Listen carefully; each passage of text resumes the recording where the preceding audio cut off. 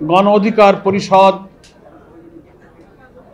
ছাত্র সমাজের একটি মৌলিক অধিকার আদায়ের সংগ্রামের মধ্য দিয়েই প্রতিষ্ঠিত হয় একটি রাজনৈতিক দল। এবং এই দলের যিনি সভাপতি, এদেশের মানুষ জানে সে অধিকার আদায় করতে গিয়ে ছাত্র জীবন থেকেই তার উপরে যে নিষ্ঠুর নির্যাতন চলেছে অস্বাভাবিক।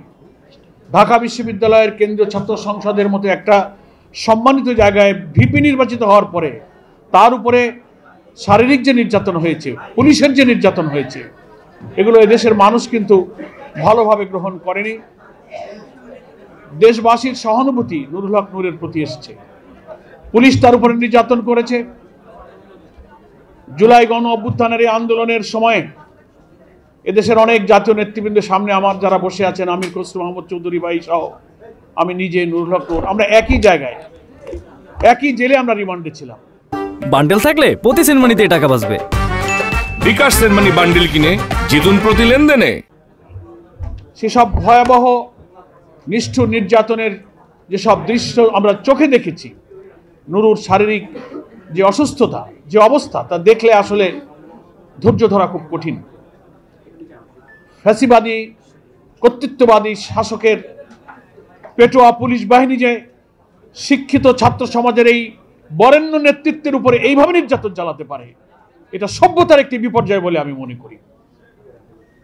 তারপর ফ্যাসিবাদের বিদায়ের জন্য আমরা যে লড়াই করলাম, আমরা ভেবেছিলাম একটি জাতীয় নির্বাচনের মধ্য দিয়ে জনগণের নির্বাচিত প্রতিনিধির হাতে ক্ষমতা হস্তান্তর হলে একটা নতুন বাংলাদেশের স্বপ্ন আমাদের পূরণ হবে। সুশাসন পাবো, বাধাহীন পরিবেশে, গণতান্ত্রিক পরিবেশে রাজনৈতিক দল, সাংবাদিকরা তার মত প্রকাশের সুযোগ পাবে, রাজনীতি করার সুযোগ পাবে, ছাত্র সংগঠন অবাধ বাধাহীন পরিবেশে গণতান্ত্রিক পরিবেশ তারা ভোগ করবে। কিন্তু বিস্ময়ের ব্যাপার, অতি সম্প্রতি এই নুরুল হক নূরের উপরে আবার কিভাবে ফ্যাসিবাদ মুক্ত একটা সমাজে আবার যে নির্যাতন করা হয়েছে, সেটা জাতি বিস্মিত হয়েছে, স্তম্ভিত হয়েছে।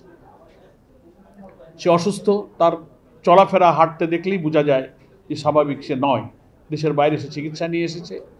আমরা বাংলাদেশ জামাত ইসলামীর পক্ষ থেকে তার সুস্থতা, সুস্বাস্থ্য কামনা করি এবং এই মজলুম নেতারকে ঘিরে গণ অধিকার পরিষদের মূল সংগঠন, অঙ্গ সংগঠন, পার্শ্ব সংগঠনের বিপ্লবী কর্মীরা যেভাবে এই সংগঠনের অকুতোভয় অগ্রযাত্রাকে অব্যাহত রেখেছেন, জামাত ইসলামীর পক্ষ থেকে আমি তাদেরকে আন্তরিক ধন্যবাদ জানাই।